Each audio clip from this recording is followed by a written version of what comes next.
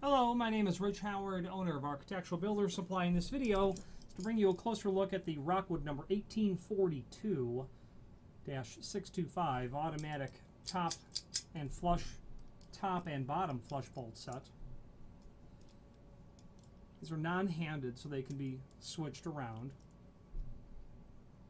okay, should you need. And because they're identical, I'll just examine one of the two. You'll obviously get two bolt heads with threaded rod. These are 12-inch, top of the door to center line, which is typical.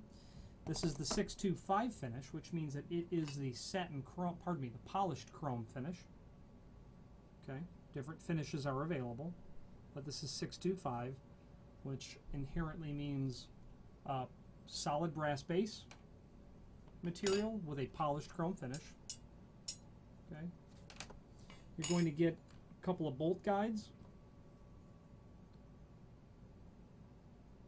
Two of them, they're identical. We'll go over what those are for in a moment. You probably already know. You're going to get strike plates, top and bottom. They're going to be identical. You're going to get two scar plates. They're identical.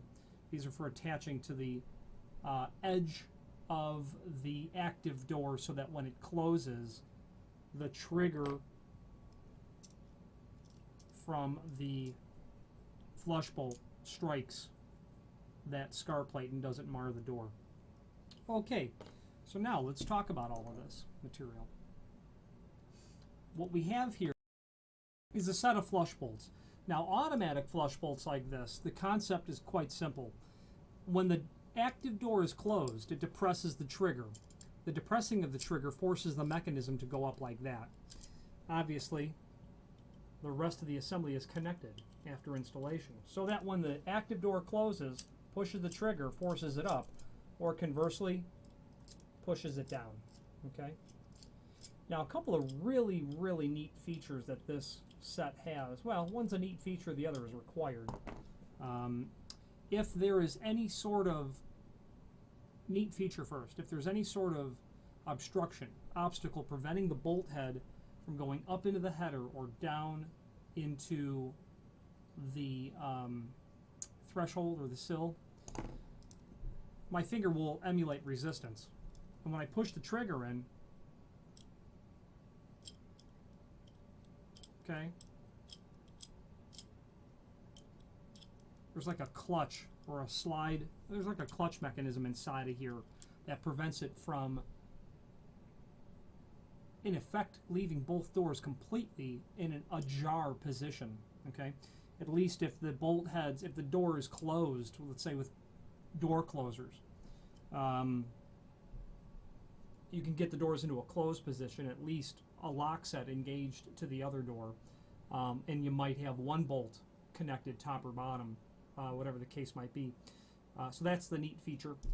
The required feature is that in these flush bolts, because they are rated for metal doors, for fire-rated metal doors, there is a thermal lock inside of here, like a fusible link, let's call it, okay, that locks the inactive door under high heat conditions due to a fire. So that is a feature that allows this to be compliant in fire-rated instances, because those doors must be self-closing and self-latching, and an inactive door certainly needs to be latched to be fire code compliant. Now, the bolt guides that you're going to get, they're going to go to the top and bottom of the door. You've got to have a situation where depending on your installation, how you're going about doing that, that might be an application for the top of the door, okay? An application for the bottom of the door as well, underneath the inverted channel. That might go to a reinforcement in the top. The bolt guide has got to be set in there correctly and not allowed to rotate. Otherwise, because the threaded rod is indeed threaded, it can come unattached to itself if it were to spin constantly. So that rod guide keeps it from spinning. Really, nothing can come unattached when you've got that square preparation for the large bolt head, or key stock, I suppose.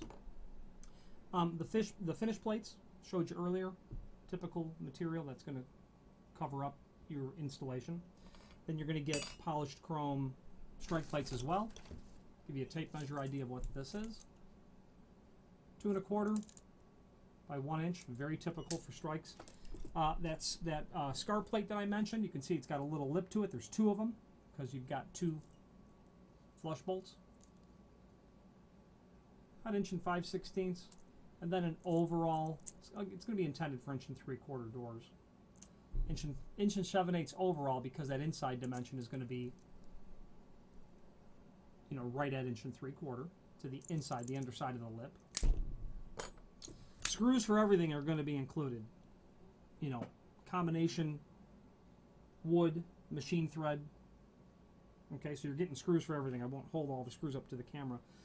Now, the installation of this, before we go further, there's a link below this video to both the product brochure and the tech sheet. The tech sheet is a technical drawing of the item and kind of acts as an installation template as well. The product brochure shows this and a sister-related product to it, which is nice to be able to see, and it's sister-related products, I should say.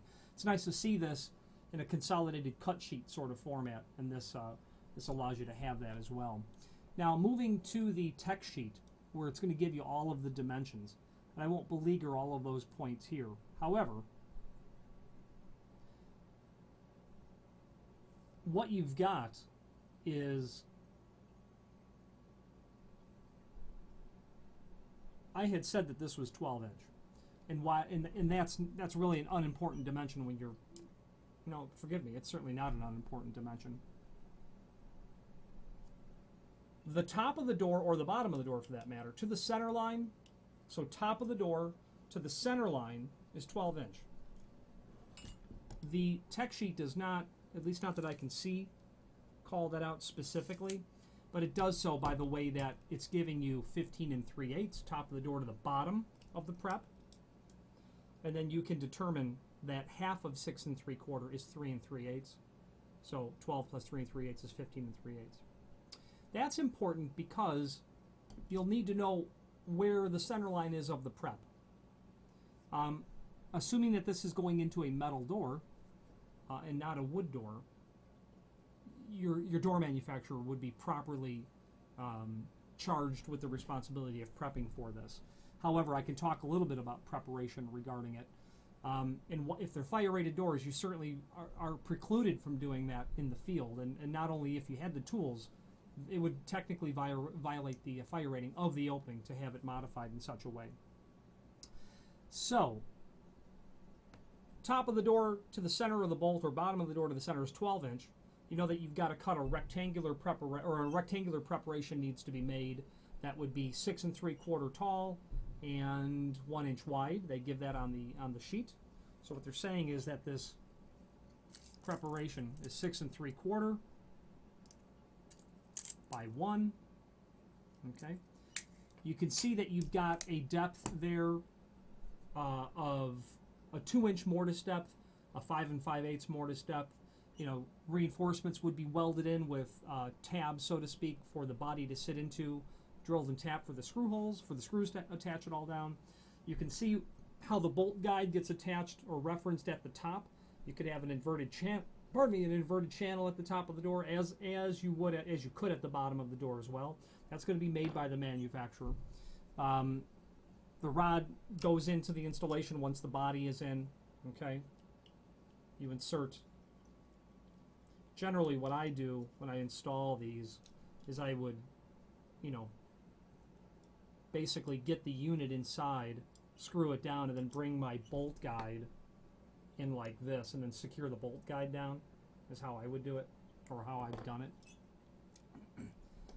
Obviously, then, strike plates are attached to the header and sill.